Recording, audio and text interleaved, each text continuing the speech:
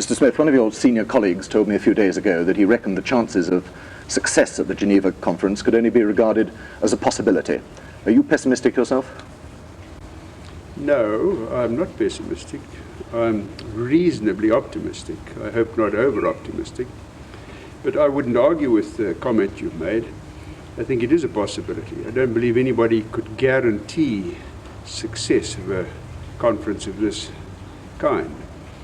I think the question is it a good possibility or a bad possibility? I think there's quite a good chance. You came back from Pretoria and spelled out to the Rhodesian people certain guarantees, particularly that the security forces would remain in European hands during the interim period.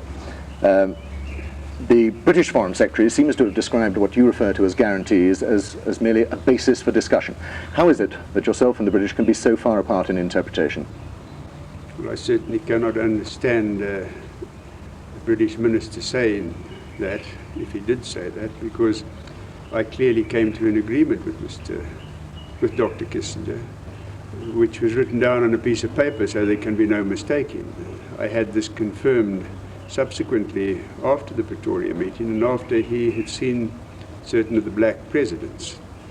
So it was an agreement that was confirmed. So that's a pretty strong agreement.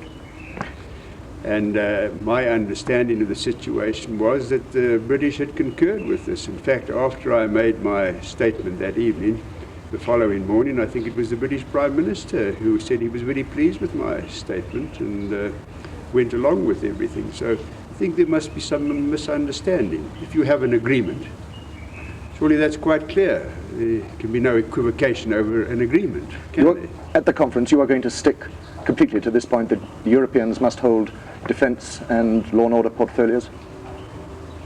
Well, I'm going to abide by the agreement. That happens to be one of the points. You know, you can't pick and choose in an agreement, can you? The agreement said that we would plan for majority rule in 2 years. I wonder if the people who are questioning these will allow me to question that sort of thing that they approve of. You can't do this, can you? This kind of thing is immoral. From their public statements, which you've no doubt seen, the nationalist leaders at the moment seem to have taken up a position vastly different to your own. Do you feel at the moment there is any grounds for believing there can be an understanding between the nationalists and yourself? No, from experience I would say to you, I don't think you want to pay a great deal of attention to what certain politicians say when they are playing to a public gallery, and particularly politicians who are sitting in the opposition or who are sitting on the touchlines. You can make the most extravagant and irresponsible statements under those circumstances, knowing that nobody can hold you to comply with them because you are not in a position to comply with them. Governments have to be a lot more circumspect and responsible, and I would say to you, from my experience at this game, you shouldn't treat the words which are now flowing in this rather emotional atmosphere very seriously. At the conference, you're going to be sitting down with men who are certainly the spokesmen, or could be accused of directing the present guerrilla operation against your armed forces. Is this a difficult thing for you to stomach, to sit down with these people? Actually, they have nothing to do with the terrorists. As far as the two local ones are concerned, they will tell you this. They've often told me that they know nothing about the terrorists and never have. I think Mugabe claims that he has some say with the terrorists, but according to my information, none of them have any control or any say over the terrorists. I believe my information is correct. The terrorists have made it clear to any of these people that if they should show their faces in any of the terrorist camps, they would be a lot the worse for wear as a result of the exercise. So I think you can forget that one. The conference is going to begin at a time of considerable military action by the terrorists, and a time when your courts are handing out death sentences and very heavy prison sentences against terrorists that are caught. Is this an atmosphere, in fact, in which this conference can work? Is the atmosphere too poisoned now at this stage? No, I think it is, because these people have nothing to do with terrorism. I repeat that to you. The terrorists have said that they are not interested in talking. They want to take Rhodesia to the point of a gun.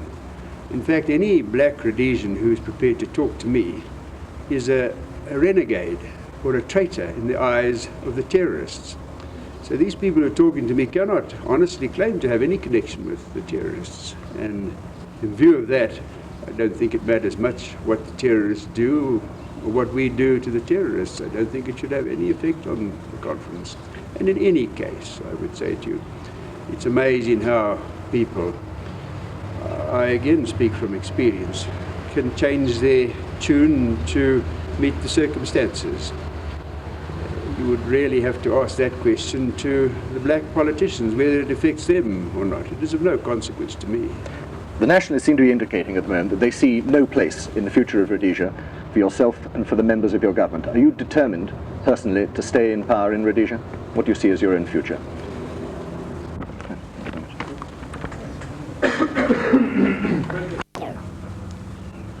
From their public statements, the nationalist leaders would seem to have taken up a hugely different stance and position from that which your delegation is going to take.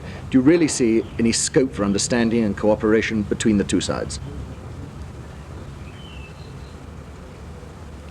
At this conference, you'll be sitting down with men who are either the spokesmen of the guerrilla groups or actually directing the guerrilla groups who operate from Mozambique. Is this a difficult one for you to stomach, a difficult one for you to accept?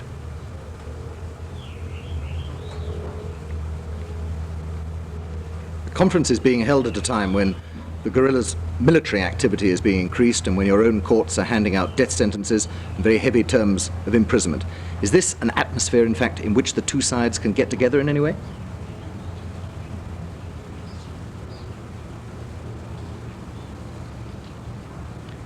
The nationalists would seem to be indicating that in the new Rhodesia, the future of Rhodesia, they see no place for yourself or the senior members of your government. Are you determined to hold power, stay in power in Rhodesia? If this conference does break down, what happens then?